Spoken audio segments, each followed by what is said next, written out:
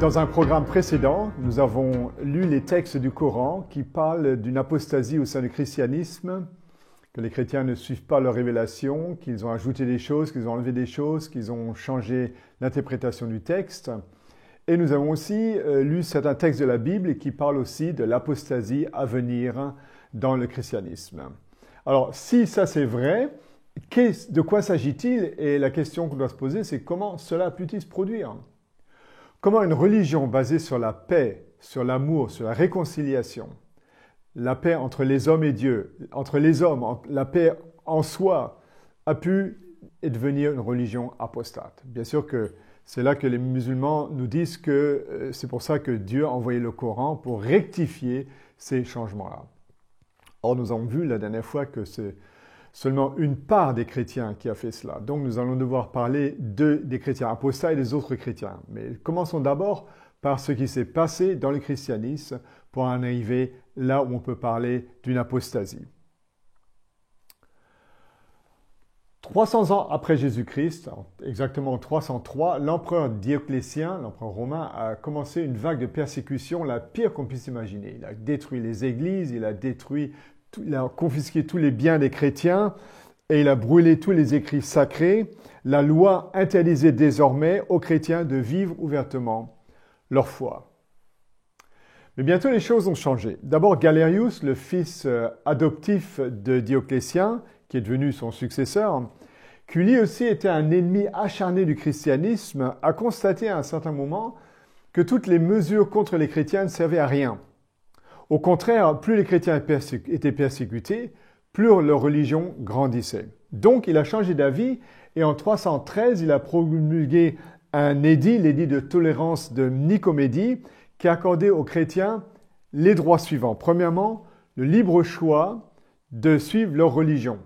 Ce qui voulait dire que les autres aussi, qui n'étaient pas chrétiens, pouvaient joindre le christianisme ou toute autre religion. Donc, liberté de religion. Deuxièmement, tous les prisonniers ont été libérés, les prisonniers chrétiens pouvaient désormais retourner chez eux, et non seulement cela, vivre leur foi sans aucune entrave. C'était donc la victoire de la nouvelle religion. L'aveu que le christianisme ne pouvait pas être éradiqué. Et la fin de cette persécution s'est appliquée à l'ensemble de l'Empire romain.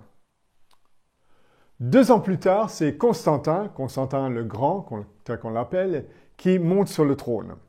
Par décret, il continue à étendre la légalisation de la foi chrétienne dans tout l'Empire romain. On connaît l'édit de Milan qui garantit aux disciples de Jésus une protection juridique complète en tant que membre à part entière de la société et, encore une fois, en ayant le droit de servir leur Dieu sans aucune inquiétance.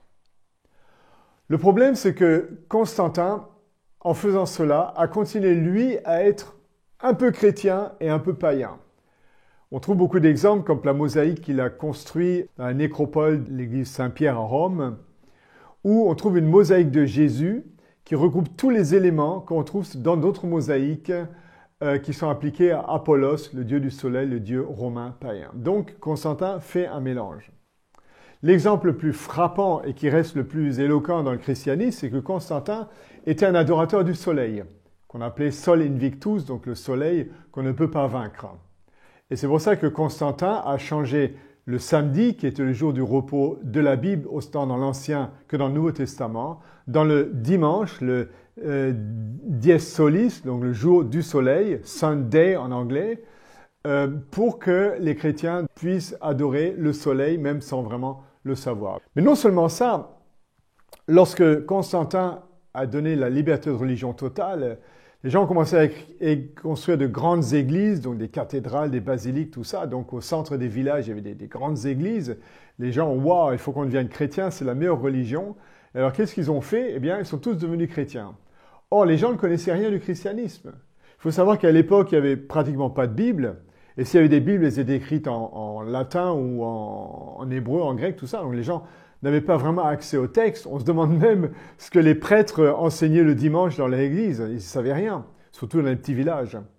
Donc les gens se sont nommés chrétiens, mais ils ont continué à vivre leur paganisme Un exemple, c'est l'adoration des saints qu'on retrouve dans tout le Moyen-Âge, et même aujourd'hui dans certaines églises, des saints qui étaient des saints locaux et qui ont été repris par le christianisme. Un autre exemple, c'est les églises qui sont construites sur les sources d'eau, comme dans certains endroits en Allemagne. Les gens adoraient l'eau et un jour ils sont venus et puis voilà, il y avait une église construite donc sur la source d'eau. Et puis beaucoup d'autres choses que je ne vais pas nommer, pas en faire une liste, c'est à vous de chercher, de googler pour voir ce qui s'est passé vraiment, mais c'est juste pour vous donner une idée. Et 200 ans après Constantin, c'est Justinien, l'empereur Justinien le Grand aussi, qui fait le contraire. C'est-à-dire que Constantin, lui, en tant que politicien, s'occupait de la religion. Avec Justinien, c'est la religion qui va s'occuper de la politique, parce que Justinien va donner son pouvoir à l'Église, et à partir de ce moment-là, l'Église va choisir les empereurs, les rois, tout ça, et bien sûr, elle va les choisir en fonction de leurs désirs, c'est-à-dire que l'empereur est empereur sous la condition qu'il fait ce que l'Église lui dit de faire. Donc, à partir de ce moment-là, l'Église a un pouvoir extraordinaire dans tout ce qu'on appelle le Moyen-Âge. C'est 1260 ans de ténèbres. Pourquoi? Parce que pour justifier leur position, leur pouvoir, et aussi pour faire de l'argent, il faut le dire, l'Église a inventé certaines choses pour mieux manipuler les gens. Par exemple, l'idée de l'immortalité de l'âme, qui est une doctrine païenne, est associée à la doctrine de l'enfer et surtout du purgatoire, c'est-à-dire que si vous n'êtes pas assez mauvais pour aller en enfer après la mort et pas assez bon pour aller au ciel, vous allez au purgatoire, c'est-à-dire que vous allez brûler pendant un certain temps jusqu'à ce que vos péchés soient purifiés. Et les gens avaient peur parce que brûler, je veux dire, ça fait mal. Même quand on se brûle pour une seconde, ça fait mal. Alors là, vous avez brûlé pendant des jours, des années, des siècles peut-être. Les gens étaient terrorisés. Et alors, c'est là que l'Église a dit, donnez votre argent, suivez ce qu'on va vous dire de faire, tous les actes de pénitence, les pèlerinages, tout ça, les adorations d'images, tout ça, pour que les gens soient occupés à ne pas penser à ça et pensent qu'avec leurs bonnes œuvres, ils vont pouvoir se débarrasser de cette punition extrêmement douloureuse qui est le purgatoire. Et bien sûr, vous donnez votre argent, ce qui fait que l'Église est devenue très très très riche. Voilà une petite idée de ce qui s'est passé entre Constantin et Justinien jusqu'à la fin du Moyen-Âge. Maintenant, la grande question, c'est qu'en est-il aujourd'hui? Est-ce qu'on est encore au Moyen-Âge? Est-ce que l'Église n'a pas évolué? Nous qui avons accès à la Bible dans toutes les langues possibles, sur Internet, dans les librairies, est-ce qu'il y a encore une apostasie au sein du christianisme aujourd'hui? Et quelle est-elle?